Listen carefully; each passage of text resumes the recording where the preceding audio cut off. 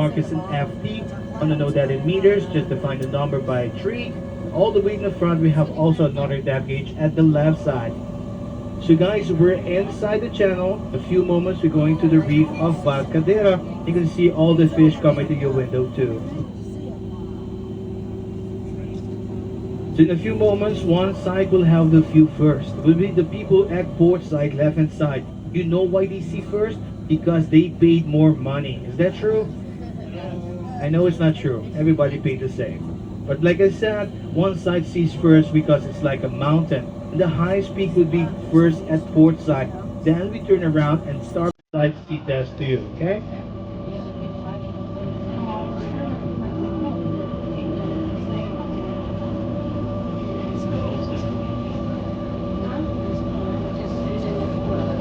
It's too close to the water. He's stirring up the silt.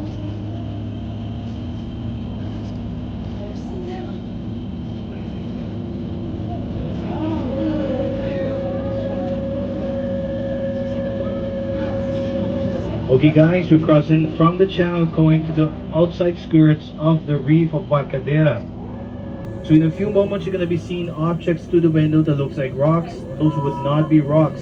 What you see that looks like plants coming to the window are not plants. But you see what's swimming and looks like a fish, that's a fish.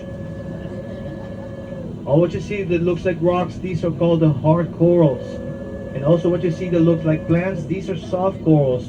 Difference between them, some of them do have a hard exoskeleton, someone does not have a hard exoskeleton, and that's why they look different. So guys, remember, under the sea you do have to engage because you never know what will come to your window. You might see a mermaid, might not, and all depends on special medication, if you do have it or not. Okay guys, the reef is coming now to the other side. For everybody who wants to see the reef, just see at your neighbor's shoulder, you might see the reef. So guys, these consist of microscopic animals called polyps, and the colonial animals inform what you see outside. So we have hard corals, most of them that come to the window are the brain corals, the sheet corals, and also knobby finger corals. For the soft corals are the sea fans, the sea whips, and the sea rods. They consist of the microscopic animals called polyps, and they eat something very specific. They eat fish egg, fish poop, and also plankton. You know why they eat fish egg and fish poop? If you don't know, it's gluten-free. That's why. So guys, they also eat plankton. Have you ever heard of plankton? You know what that is? What's a plankton? You know? Yeah, microbes, but let's make it a bit more funny. Have you ever seen SpongeBob?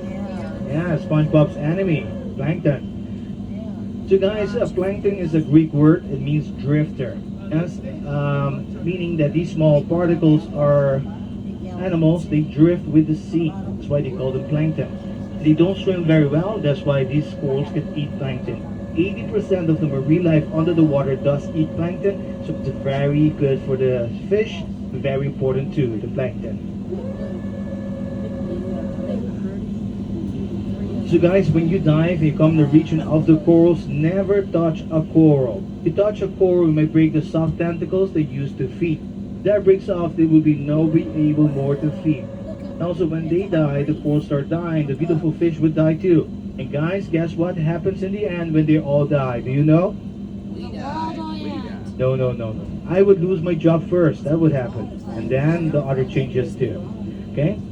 So that's why guys, when you dive, or you know people that dive, tell them always never to touch a coral. You need thousands of years just to grow several inches. So please guys, never touch a coral. Okay guys, let's start off about the fish on the reef. Let's start off with the most aggressive fish we got to the reef. If you guys want to know what I'm talking about, we have the fish card on the windows to depict the fish of the reef. So the biggest fish, actually the most aggressive fish, is not a big fish. It's a small fish, has a black face and a white tail. It's called the bite-colored damselfish, and that fish is super aggressive. If you come very close to the territory, it would attack you.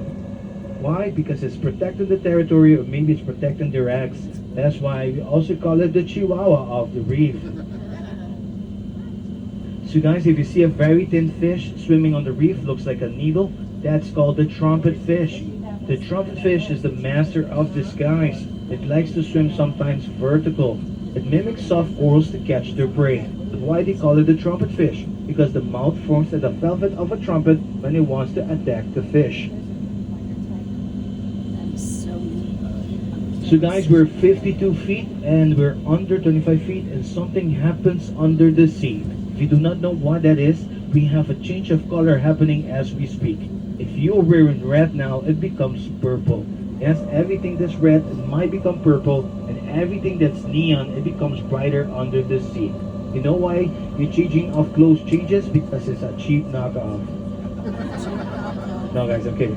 And salt water is super dense. It's 800 times denser than air and acts like a filter.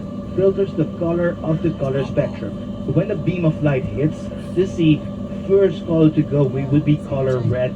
That's why it becomes purple. So that's why your lips have changed of color too. Now you have purple lips. So don't worry guys, in a few months the color will come back. Guaranteed.